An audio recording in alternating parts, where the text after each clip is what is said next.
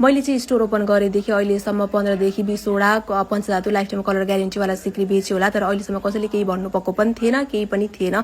तर आज एकजना कस्टमरले चाहिँ यो त कालो भयो भनेर लिएर आउनु भएको थियो, अनि मैले सफा गर्नु भएन हजुरले भन्दाखेरि सफा गर्दा पनि यस्तै भयो भन्नुभयो।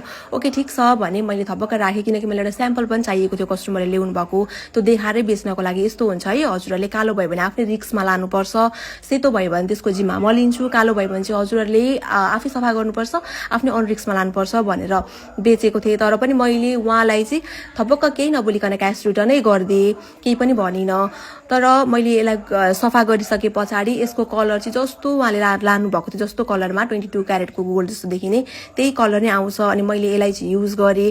तर म हजुरलाई के रिक्वेस्ट गर्छु भन्दाखेरि चाहिँ हजुरहरूले यो चाहिँ सामान सफा गर्नुपर्छ, घाँटीमा लाउने, हात उदी लगाउने चाहिँ केही पनि हुँदैन, प्रब्लम हुँदैन, साबुन पानी परिरहन्छ त्यहाँ।